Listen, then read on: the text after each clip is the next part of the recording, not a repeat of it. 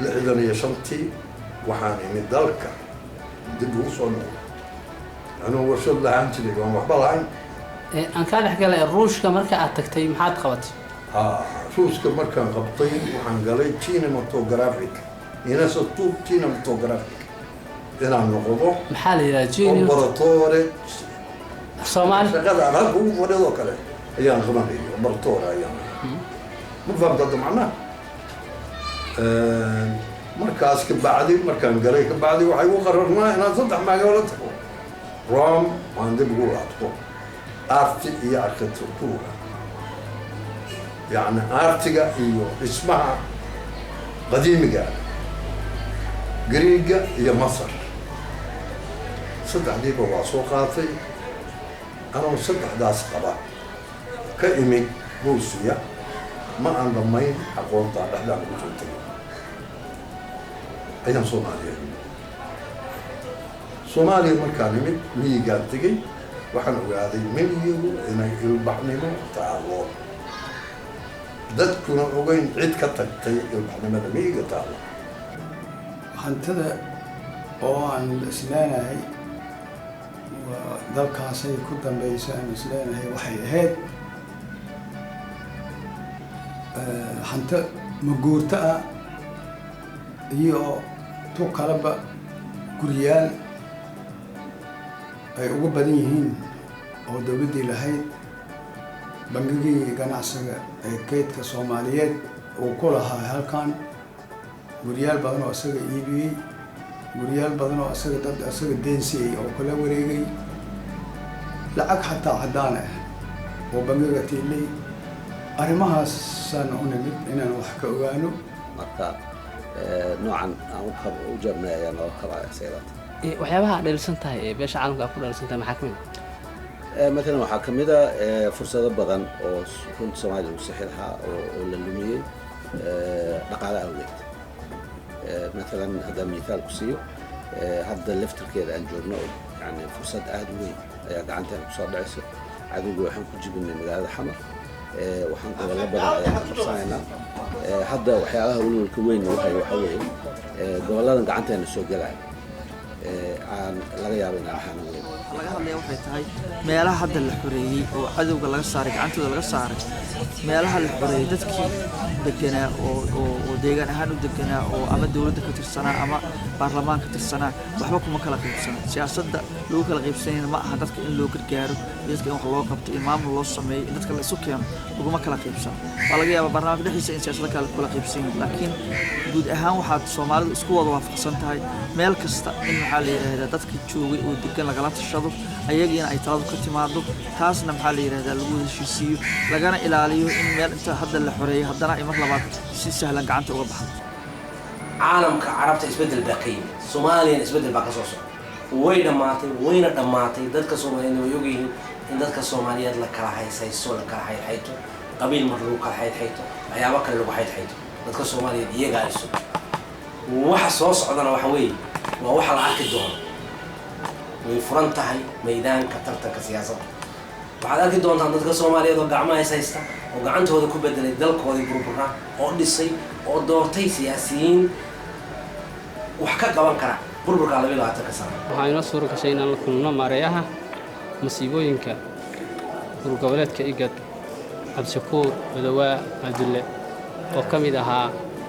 dadkii ka soo qayb galay shirkan isla markaana aan wax ka weydiiyey ujeedooyinka shirkan iyo waxa looga hadlayo waa mahadsantahay bismillahi raxmaani raxiim shirkan arrimaha ama danaha loo qalqaaliyey waxaa ka mid ah horta waxaan rabay inaan ku faahfaahiyo ururkii shirkan qalqaaliyey waxa weeye ururka xarunta saadaasha arrimaha cimilada ee IGAD Climate Prediction and Application Center waa xarun hoos tagta IGAD waxayna ku taallaa Nairobi waxayna mataqaanaa qaabilsan tahay wadamada member state-ka IGAD oo dhan 8 wadan Soomaaliya ay ka mid tahay marka waa xarun cilmiyeed oo scientific institution waxaa meesha jooga niman khubaro ah oo khubaro ku kala arrimaha mataqaanaa cimilada isbeddelka hawada masiibooyinka arrimaha mataqaanaa webiyada iyo mataqaanaa daadadka arrimaha ku saabsan mataqaanaa long range focused saadaasha mataqaanaa qutada dheer leh oo ku saabsan arrimaha cimilada marka sanadkiiba 3 shir oo noocaana ayaa la qabtaa mid wuxuu qaabilsan yahay roobabka guuga March April rain midna wuxuu qaabilsan yahay roobab aan dhulka Soomaalida aad looga aqoon June July August oo u badan dhulkan mataqaanaa Suudaanta waqooyi Suudaanta koonfureed Ethiopia iyo Eritrea laakiin xeebaha Soomaaliya jubbada hoose iyo jubbada dhexe roobabkaas waa helaan laakiin Soomaalida kale kama warhayaan oo magac looma hayo ka saddexaad waxa way roobabka oo dayrta October November December marka saddexda shir baan qabanay kan maanta aan ku qabanay iyo shalay Djibouti waa mid ka qaabilsan June July August oo xoogiisu uu yahay waqooyiga mataqaanaa wadamada IGAD